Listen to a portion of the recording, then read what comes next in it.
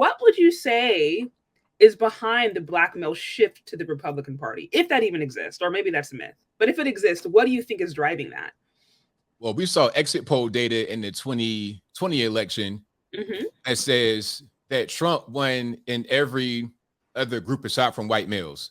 Meaning, when I say won, I mean he gained. So he gained votes in every group, black males, Okay. but except for white males. I think maybe even black females, which is kind of surprising because when you're talking about you're talking about the data, very surprising.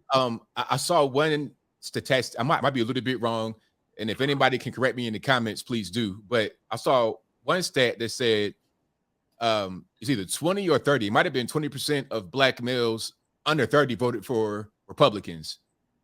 It might have been 30. It might have been even higher than that, which is much higher than the usual, probably about 12, maybe not even 12%, probably like 8%.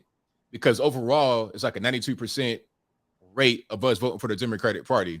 So to have 20 or 30% of black males under 30 vote for Republicans is a big. We're starting to see that change. So if that number stays consistent as these men get older, you're going to have that kind of thing just increase the overall numbers of black men voting for the Republican Party, and as a result, the entire community voting that same way. Because if you have these guys starting families, getting married, or whatever, you're probably going to have their kids vote the same way at a certain point. So the data does say there's a shift in black men going to the Republican Party.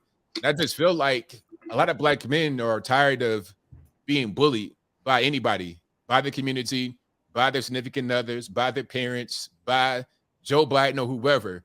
You know, we're tired of being bullied. We don't want to just get told what to do anymore.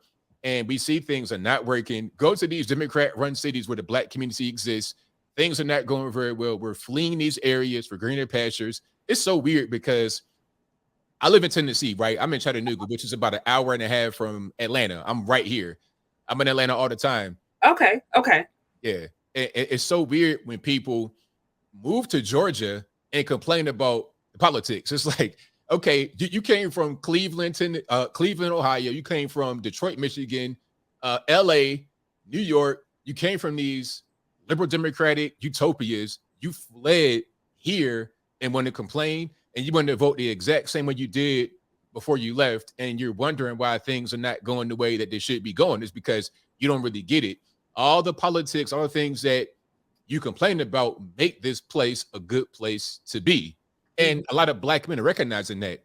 We leave these urban inner city areas, liberal Democrat hellholes, and go to Georgia, not even Atlanta. We go to somewhere out south, way past Atlanta, and we're like, hey, it's nice out here. I like where I live. I like my neighbors. I like the safety. I like the quiet. I like not being charged my firstborn child to live in the home. I like that. And they want to continue that same way.